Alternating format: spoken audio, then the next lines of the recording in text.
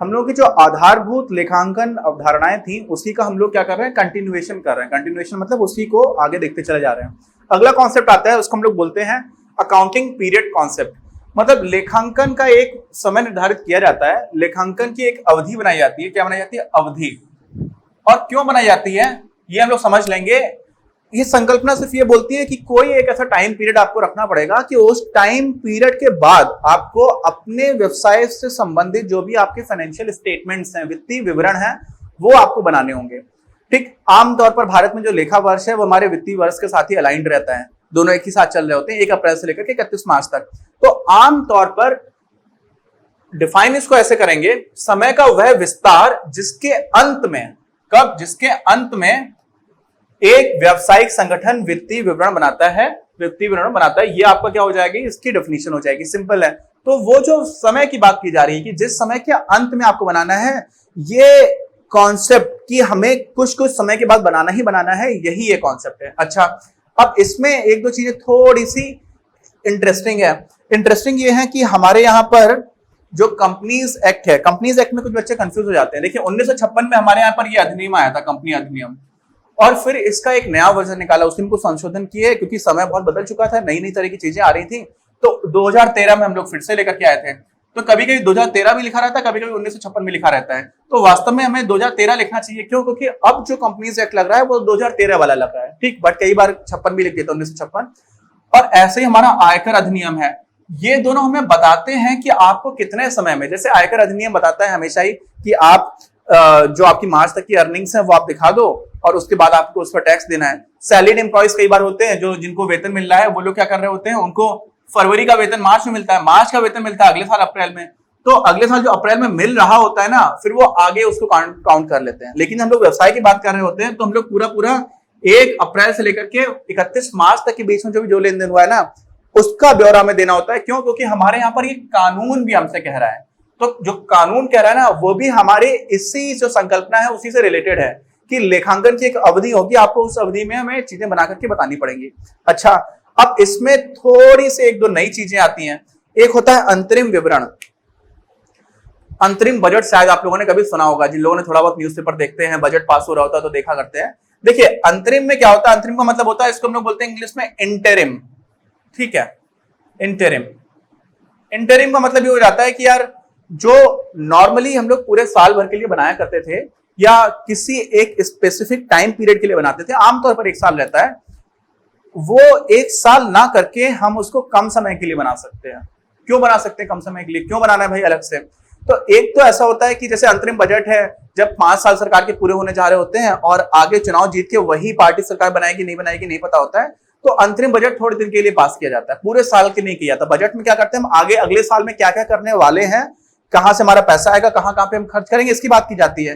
अंतरिम बजट में जब तक चुनाव बजट में हम निकालते, बाकी सारी चीजें भी हैं, लेकिन हम लोग का ये होता है कि हमें पता नहीं है कि यही बजट आगे काम करेगा नहीं करेगा, क्योंकि अगर हमारी सरकार रही, हमारी पार्टी की नहीं रही, तो उसी तरह से कोई साझेदारी फर्म है, पार्टनरशिप फर्म है, तो पार्टनरशिप फर्म में मान लीजिए कोई पार्टनर है जो निवृत्ति ले रहा है, या तो उसकी डेथ हो जाती है या फिर वो कंपनी पार्टनरशिप से अलग होना चाह रहा है, तो उस समय में हम पूरे समय को नहीं देखते, जो 12 महीने की अवधि रहती नॉर्मली, उसको ना देख करके जिस समय के लिए वो छोड़ करके जा रहा है तो हम उतने समय का भी बना लेते हैं, तो उसको हम लोग बोल देते हैं क्या, अंतरिम विवरण।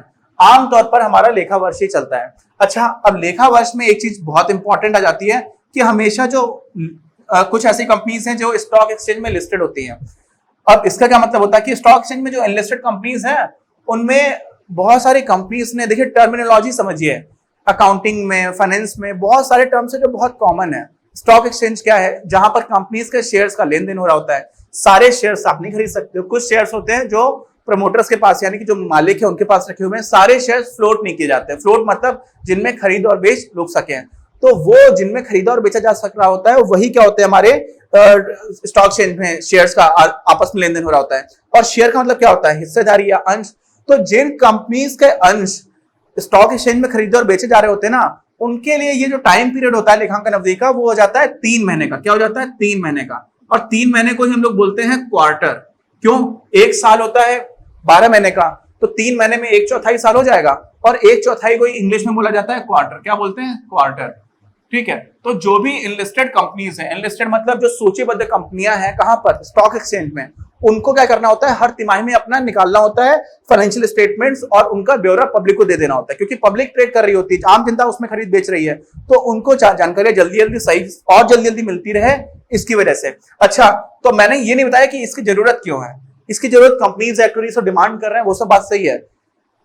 साथ में बिजनेस चलाने वाले लोगों को भी पता हो ना कि अच्छा किस टाइम में हमें नुकसान हुआ या फायदा हुआ, तो उन्हें जल्दी जल्दी चीजें देखने के लिए जरूरत होती है कि हम सही रास्ते पे जा रहे हैं, नहीं जा रहे हैं, हमें फायदा हो रहा है कि नुकसान ज्यादा हो रहा है, समझ रहे हैं। साथ में हमने कोई नया डिसीजन लिया था, मान लीजिए 3-4 महीने पहले ही कोई डिसीजन लिया था, उसका क्या इंपैक्ट हुआ, ये वाली स्ट्रेटजी ज्यादा अच्छी रहेगी या ये मार्केटिंग स्ट्रेटजी ज्यादा अच्छी है, हमारी सेल्स डाउन हो रही है, तो चीजें हमें बहुत जल्दी जल्दी पता चलती रहनी चाहिए। तो एक तो हमारी वैधानिक जिम्मेदारी बनती है व्यवसाय की कि आपको जमा कराना ही कराना है, लेकिन उससे भी जल्दी आपको खुद के निर्णय अच्छे लेने के लिए आप और ज्यादा एफिशिएंट निर्णय ले पाओ, इसके लिए भी क्या जरूरी होता है? इसके लिए भी होता है कि आपको जानकारी तो मिले, और इस वजह से लेखांकन अवधि संकल्पना में हमें जल्दी जल्दी स्टेटमेंट्स बना करके देने की जरूरत पड़ जाती है। ठीक है, अच्छा, जल्दी जल्दी का मतलब ये नहीं है कि आपको अपनी रिक्वायरमेंट के हिसाब से आप बिजनेस चला रहे हो, तो आपको दुकान चला रहे हो, आपको रोज का लाभ और घाटा देखना है, तो आप वो भी देख सकते हो, लेकिन एक जब बहुत बड़ा ऑर्गेनाइजेशन आता है तो आप रोज रोज का नहीं कर सकते हो, बट फिर भी आपको काफी फ्रिक्वेंटली चाहिए होता है, और जो वैधानिक जिम्मेदारी है उसमें आपको कुछ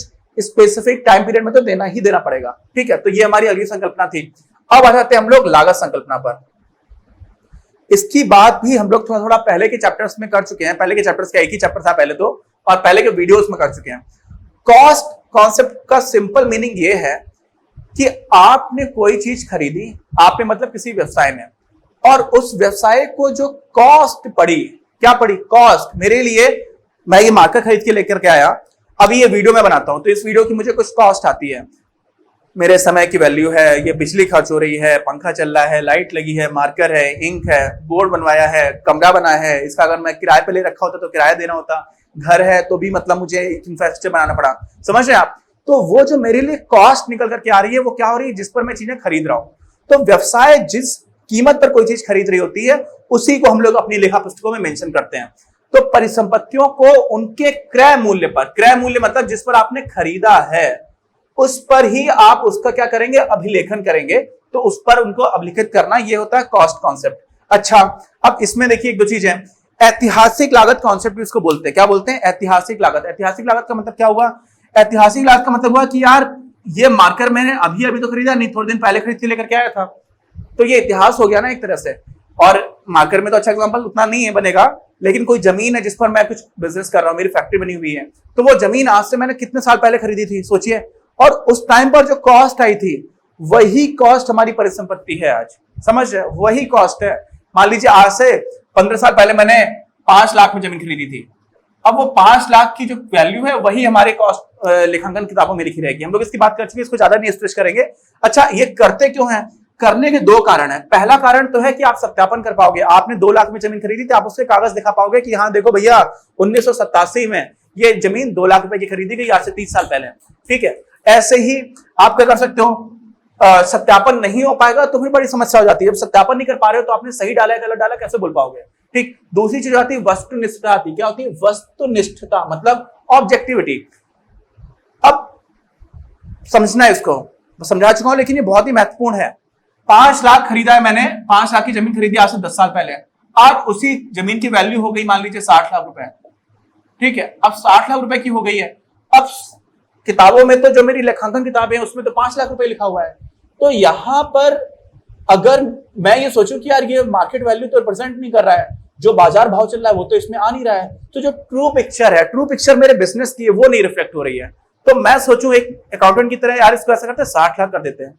कोई आएगा वो सोचेगा यार नहीं 60 लाख तो नहीं है, 55 लाख के आसपास है। कोई सोचेगा नहीं यार ऐसा भी तो हो सकता है कि यहां से हाईवे निकलने वाला है तो जमीन और ज्यादा बढ़ जाएगी, तो अचानक से इसकी वैल्यू बहुत बढ़ जाएगी, तो हम 50 लाख 60 लाख भी सीधे 1 करोड़ रखते हैं। ठीक, तो बात है वहां पर अलग अलग तरह का नजरिया आएगा। आप बेच तो रहे नहीं हो, जो बेचोगे तो आपको मार्केट वैल्यू में जो भी मिलेगा आप वो कह पाओगे। जब तक उसका लेन देन नहीं हुआ तब तक आपको एक एग्जैक्ट आंसर नहीं मिल रहा होगा। तो वो एग्जैक्ट आंसर मिल जाए कब मिलेगा? जब हम लोग वहां पर ऐतिहासिक लागत को मानेंगे जो हमारे पास हमने पहले खरीदा हुआ था, तो ये उसकी वस्तुनिष्ठता हो जाती है। अब लेकिन आपको इसमें एक बात और समझ में आ रही होगी, कि वस्तुनिष्ठता है, अच्छी बात है, उसके साथ साथ आपको कुछ अलग से सब्जेक्टिविटी नहीं है, ऑब्जेक्टिविटी है, वस्तुनिष्ठता वाली बात होगी, साथ में आप सत्यापन भी कर पा रहे हो। लेकिन कमी क्या हो रही है, इसकी सीमा क्या है कि व्यवसाय का वास्तविक मूल्यांकन नहीं हो पा रहा है। क्या नहीं हो पा रहा है? वास्तविक मूल्यांकन, और वो आपके लिए असंभव है। तो देखो, वास्तविक मूल्यांकन ना हो चल जाएगा, एकदम एग्जैक्ट क्यों चाहिए आपको? काफी सारी चीजें जो है वो लगभग पता चल रही हो, उतना भी सफिशिएंट है। वास्तविक तो आप कर ही नहीं सकते हो, हर चीज की वैल्यू हर टाइम पे बदल रही है, हर टाइम पर अलग अलग लोगों के लिए एक चीज की वैल्यू बदल रही है, समझ रहे हो? वही जमीन आज मुझे 5 लाख की चाहिए, हो सकता है कल मैं 6 लाख में खरीदने को तैयार हो जाऊं, समझ रहे हैं आप? ऐसे ही दूसरी चीज होती है कि गुप्त लाभों की संभावना हो जाती है। गुप्त लाभ को बोलते हैं हम लोग हिडन प्रॉफिट्स। क्या बोलते हैं? हिडन प्रॉफिट्स, छिपे हुए प्रॉफिट्स है। मतलब क्या हुआ?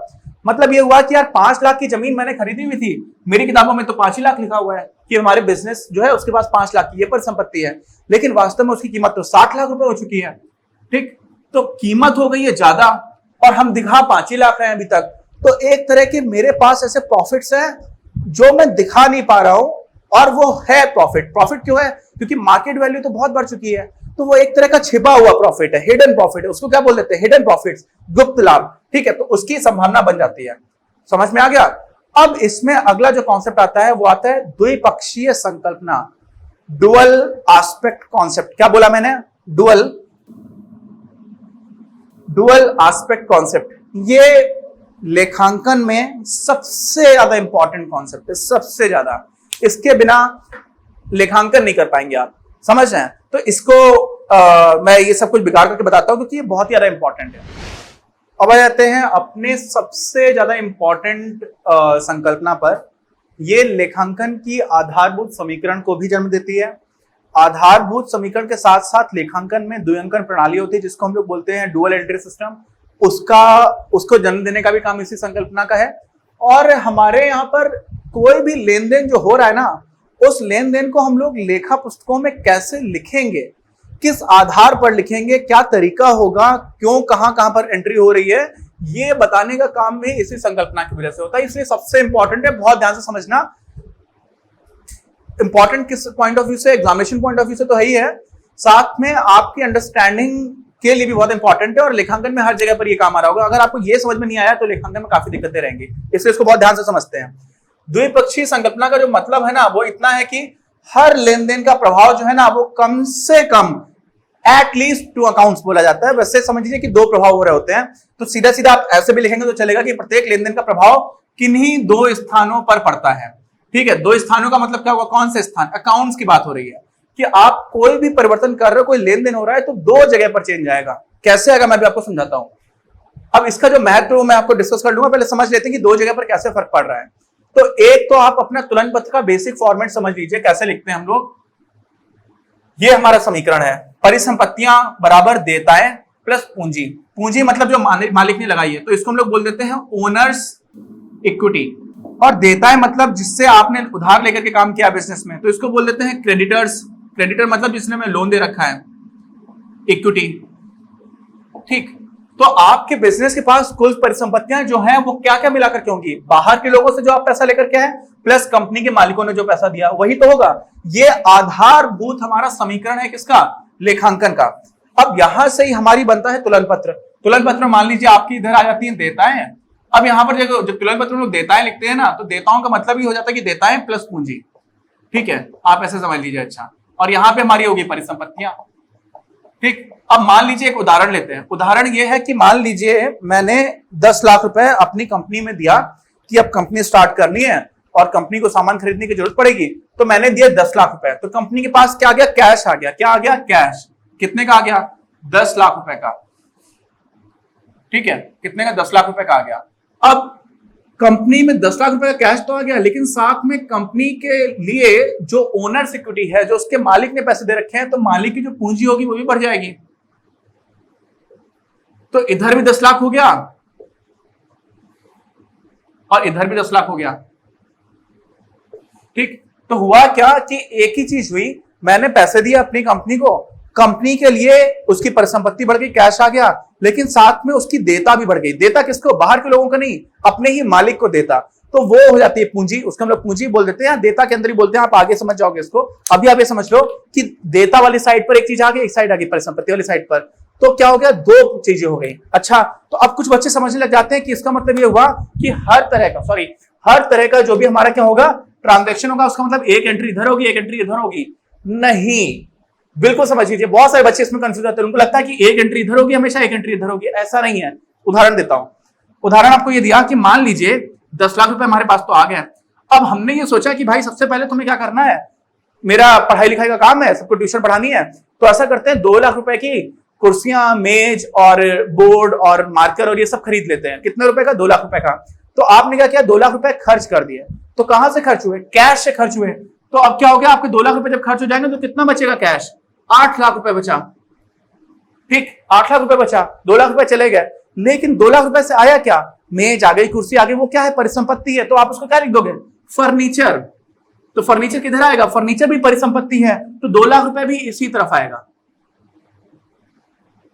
तो कुल मिलाकर के पैसा कितना रहा, अभी भी 10 लाख रहा। कोई प्रॉफिट तो अभी तक हमने जोड़ा नहीं, कुछ हुआ नहीं है। 10 लाख रुपए आपको जो कैश दिए थे, पूंजी अभी भी 10 लाख रुपए है। तो यहां पर आप ये समझिए कि दोनों एंट्रीज इसी साइड पर हुई। 8 लाख रुपए का आपने क्या किया, रह गया कैश, 2 लाख रुपए खर्च कर दिया था, लेकिन खर्च करके एक एसेट, एक परिसंपत्ति कम हुई, जो आपकी नगद थी।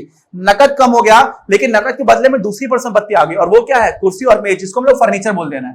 ठीक, तो वो 2 लाख का बढ़ गया। इसका मतलब यहां पर भी दो चीजें हुई, एक अकाउंट यानी कि कैश अकाउंट यानी कि रोकड़ वाला जो आपका अकाउंट था, वहां से पैसे कम हो गए, लेकिन फर्नीचर वाले अकाउंट में बढ़ गया। तो 2 अकाउंट से फर्क पड़ रहा है। ऐसा नहीं है कि तुलन पत्र में इधर और इधर दोनों फर्क पड़ेगा, 2 अकाउंट से फर्क पड़ने की बात है। अच्छा, अब कोई ये बोलेगा कि अच्छा ऐसा बताइए सर कि ऐसा करते हैं, 1 लाख रुपए का हम लोगों के पास पैसा भी ज्यादा था नहीं, लेकिन एसी की जरूरत भी है, गर्मी बहुत पड़ती है और हम लोग ऐसे पढ़ नहीं पाते हैं। बहुत सारे बच्चे बहाने बनाते हैं कोचिंग्स में, है ना। मैं कुछ लोगों को जानता हूं, मेरे कुछ फ्रेंड्स हैं, कुछ रिलेटिव्स भी हैं जो कोचिंग वगैरह पढ़ाते हैं, तो बड़े बहाने बनाए जाते हैं कि ये नहीं हो रहा सर, पंखा एसी नहीं ठीक है। तो अब इन सब की व्यवस्था भी करनी पड़ती है। तो सोचा कि ऐसा करते हैं यार, एसी खरीद लेते हैं। अब 1 लाख रुपए का एसी और बाकी कूलिंग सिस्टम वगैरह खरीद लिया, और वो बोला कि उधार पे खरीदते हैं। किस पे खरीदते हैं, उधार पे खरीद लेते हैं। तो जब उधार पे खरीदा तो क्या हुआ, हमारे पास 1 लाख रुपए का सामान तो और आ गया।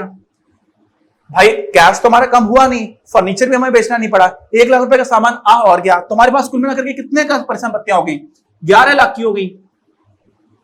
ठीक, और यहां तो 10 ही लाख है, लेकिन अब हमारा 1 लाख रुपए उधार हो गया। क्या हो गया, उधार हो गया। तो हमारी क्या हो गई, उधार। मान लीजिए इसको उधार ही आप लिख लो अभी, ठीक है। अकाउंट पेएबल में जाता है ये, जो आप लोगों को किसी और को पैसे वापस करने हैं। तो उधार कितने का हो गया, 1 लाख रुपए का। और सीधी बात है, उधार तो आपको भी समझ में आ रहा होगा कि देता है, आपको पैसा वापस करना है। व्यवसाय के दृष्टिकोण से आप देखोगे तो ये 1 लाख जुड़ जाएगा, 10 लाख पहले से था, तो सब मिलाकर के 11 लाख हो जाएगा। ठीक है, तो यहां पर क्या हुआ, एक एंट्री कहां पर हुई, एक तो आपकी एंट्री हुई परिसंपत्ति की साइड पर, और एक एंट्री हो गई आपकी कहां पर, देता की साइड पर।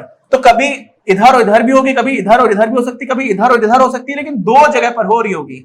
हर बार एंट्री 2 जगह पर हो रही होगी, ये मूल बात है। और इसका महत्व क्या है इस चीज का, सबसे पहले तो यही महत्व है कि जो लेखा पुस्तकों में अभिलेखित करने का आधार है, इसकी वजह से ही हम लोग समझ पाते हैं कि कहां पर हमें कौन सी चीज लिखनी है। डुअल एस्पेक्ट समझ में आता है कि यार हर एंट्री से 2 जगह पे परिवर्तन हो रहा होगा, तो दोनों चीजें आप सोच पा रहे होते हो। ठीक है, अब यहां पर देखो हमेशा चीजें बैलेंस है, इसीलिए इसको बैलेंस शीट बोलते हैं। हम लोग आगे बात करेंगे, लेकिन अभी आप समझ लीजिए, शुरू में देखो 10-10 लाख था, दोनों चीजें हमेशा उतनी रहेंगी। फिर यहाँ पर 10-10 लाख ही बना रहा, चीजें बदल गई, यहाँ पर 10 ही टूट करके एक जगह 8, एक जगह 2 रह गया। फिर एक चीज बढ़ गई, तो यहाँ पर 1 लाख आ गया, इधर भी 1 लाख हो गया, तो फिर 11 लाख और 11 लाख हो गया। तो हमेशा जो लास्ट में बैलेंस आ रहा है वो सेम रह रहा है। ठीक, और वो बैलेंस सेम रह रहा है, इसका मतलब क्या हो रहा है कि एक साइड जो लिखा हुआ है वही दूसरी साइड लिखा हुआ है, तभी तो बराबर है। और जब इस तरह की कोई चीज लिखी आती तो हम उसको बोल देते हैं समीकरण। आपने समीकरण पढ़ा है ना, x, अच्छा दर्शक तो गणित पढ़िए यार, x + y = 10, तो ये समीकरण है। क्यों, क्योंकि इसमें जो ये बायां पक्ष है ये दाएं पक्ष के बराबर है। और यहां पर जो आपको समीकरण मिलता है लेखांकन में सबसे महत्वपूर्ण, वो है ये परिसंपत्तियां, जिसको हम लोग बोलते हैं assets = liabilities plus owners equity या कैपिटल। ओनर्स इक्विटी इसी को पूंजी बोलते हैं, इसी को हम लोग कैपिटल भी बोल सकते हैं, इसी को ओनर्स इक्विटी बोल देते हैं। ओनर्स मतलब जो मालिक हैं, इक्विटी मतलब उनका जो हिस्सा है। तो ओनर्स का जो हिस्सा है परिसंपत्तियों में, और साथ में देताओं का मतलब क्या होगा, जो क्रेडिटर्स का हिस्सा है, जिन्होंने आपको उधार दे रखा है, उनका जो हिस्सा है आपकी कंपनियों की परिसंपत्तियों में, उन दोनों को मिला दोगे तो कुल परिसंपत्तियां आ जाएंगी। ये हमारी आधारभूत इक्वेशन भी यहीं से निकल करके आती है। और यह संकल्पना द्विअंकन प्रणाली, डुअल एंट्री सिस्टम, जो मैंने आपको भी बताया कि डुअल एंट्री हो रही होगी, उस सिस्टम का भी आधार देती है। इसको हम लोग क्या बोलते हैं, डुअल एंट्री सिस्टम। अपना थर्ड चैप्टर आएगा, उसमें हम लोग इसको बहुत डिटेल में अच्छे से पढ़ेंगे, ये बहुत ज्यादा इंपॉर्टेंट है, तो वहां पर हम लोग इसकी बात करेंगे। तो ये हमारे कुछ और कॉन्सेप्ट हो गए, अभी कुछ और कॉन्सेप्ट बचे उनको देखते हैं, लेकिन ये ध्यान रखिएगा ये सबसे ज्यादा इंपॉर्टेंट कॉन्सेप्ट है, ठीक है। नोट्स आपको हर वीडियो की तरह इस वीडियो के भी डिस्क्रिप्शन में मिल जाएंगे, साथ में आप चाहें तो वीडियो के साथ साथ भी नोट्स बना सकते हैं। अभी तो ऐसा है कि ये सारे नोट्स मैं बहुत ठीक से बना करके डाल रहा हूँ, पूरा पूरा लिख ही दे रहा हूँ, जिससे कि आप लोग, कई बच्चों ने बोला कि सर आप लिख नहीं रहे, इसलिए मैंने लिख दिया, लेकिन अगर नहीं भी लिखना है समझना बहुत ज्यादा इंपॉर्टेंट है, क्योंकि ये तो लिखा हुआ आपको ऑलरेडी नोट्स में भी मिल जाएगा। तो देखो यार, एक बात हम लोग और मैं पर्सनली बहुत मेहनत करके हम लोग आप लोगों के लिए सारे वीडियोस बना रहे हैं, और कई लोग वीडियोस देखना स्टार्ट भी कर रहे हैं, जिसके लिए मुझे बहुत खुशी है। लेकिन आप में से बहुत सारे लोग हमारा चैनल अभी तक सब्सक्राइब नहीं कर रहे हैं। तो हम लोग जो भी मेहनत कर रहे हैं वो आप तक क्वालिटी एजुकेशन फ्री में लाने की कोशिश कर रहे हैं, और उसमें बहुत मेहनत लगती है। एक दिन वीडियो बनाने के लिए आपको मालूम है क्या क्या होता है। हम लोग पहले पूरा सब्जेक्ट को ठीक से पढ़ते हैं, पहले से पढ़ा हुआ है, पहले से आता है, उसके बाद भी ठीक से पढ़ते हैं कि कुछ किताब में ऐसा तो नहीं जो छूट जाए। फिर उसके नोट्स बनाते हैं, नोट्स बनाने के बाद में हम लोग इंटरनेट से बाकी चीजें भी देखते हैं, एक दो बुक्स और देखते हैं कि कहीं पर कोई चीज ज्यादा अच्छे से समझा रखी हो, ठीक है। उसके बाद से फिर उसके ऊपर स्क्रिप्ट राइटिंग होती है कि 5-6 पॉइंट्स लिखिए कि ये सारी चीजें बतानी है, पूरी स्क्रिप्ट तैयार होती है। स्क्रिप्ट तैयार होने के बाद से वीडियो रिकॉर्ड होता है, रिकॉर्ड होने में भी आपको ऐसा लगता होगा कि एक बार में सारी चीज रिकॉर्ड होती है, लगभग हो जाती है, बट कई बार कुछ कहीं कट हो रहा होता है, कहीं कुछ हो रहा होता है। फिर उसके बाद से हम लोग स्टोरी बोर्डिंग के लिए नोट्स बनाते हैं अलग से, और स्टोरी बोर्डिंग हो रही होती है कि कहां पर कौन सी पिक्चर दिखा दे तो आपके लिए ज्यादा अच्छा हो जाएगा।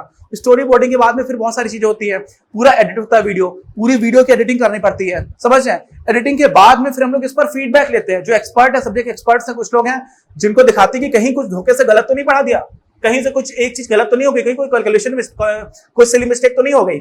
और ये सारी प्रोसेसेस करने में लगता है संसाधन, टाइम लगता है, पैसे लगते हैं। तो हम लोग चाहते हैं कि शिक्षा का जो व्यापार बना हुआ है वो टूटे, जिसके पास पैसा नहीं है वो भी पढ़ पाए। अभी क्या होता है, जिसके पास पैसा है ही नहीं वो तो कम्पीट ही नहीं कर पा रहा है, समझ रहे, उसको तो किताब ही नहीं खरीद पा रहा है वो, और हम ये चाहते हैं कि वो भी कम्पीट कर पाए, एक लेवल प्लेइंग फील्ड मिले। आप उनको बराबर तो लेकर के आओ, लड़ना उनसे है, आप लड़ने का उनको जगह ही नहीं दे रहे हो। आप बोले हम ऊपर खड़े, आप नीचे खड़े होकर हमसे लड़ लो। तो जो गरीब लोग हैं, या जिनके पास कम संसाधन है, या फिर जो किसी वजह से छोटी जगह पर रह रहे हैं, बड़ी जगह पर नहीं जा पा रहे हैं, या फिर जिन्होंने इंग्लिश मीडियम से पढ़ाई नहीं की, हिंदी मीडियम से पढ़ाई कर रहे हैं। अभी क्या होता है, इंग्लिश मीडियम के लोगों का ही बोलबाला है। गवर्नमेंट सर्विसेज देख लो, प्राइवेट सेक्टर देख लो, सारी जगह पर आपको इंग्लिश मीडियम के लोग दिखेंगे, लेकिन देश में हिंदी मीडियम के पढ़ने वाले बहुत सारे लोग हैं। प्रतिभा और समझ के लिए इंग्लिश मीडियम होना जरूरी नहीं है। तो ऐसे लोगों के लिए हम लोग ये काम कर रहे हैं। तो यार सब्सक्राइब कर लो चैनल, है ना, चैनल आप खुद सब्सक्राइब कर लो, बाकी लोगों को सब्सक्राइब कराओ, और इस तरह के वीडियोस आपको दिखते रहेंगे। बेल आइकन दबा लोगे तो कोई भी नया वीडियो आएगा तो आपको पता चलेगा। तो प्लीज सब्सक्राइब द चैनल, ठीक है। मिलते हैं हम लोग अपने अगले वीडियो में। अपनी क्लास का उद्देश्य आप सभी के लिए आप ही की भाषा में गुणवत्तापूर्ण शिक्षा उपलब्ध कराना है। कक्षा 12 तक के सभी प्रमुख विषयों पर हम वीडियोस बना रहे हैं, और कुछ विषयों पर वीडियोस आपके अपने चैनल अपनी क्लास की ही अन्य प्लेलिस्ट पर अपलोड भी हो चुके हैं। ज्ञान के प्रकाश से देश को सशक्त बनाने के हमारे इस प्रयास में इस चैनल को सब्सक्राइब करके और लोगों के साथ शेयर करके अपना बहुमूल्य योगदान जरूर दें। पढ़ेगा इंडिया तो बढ़ेगा इंडिया।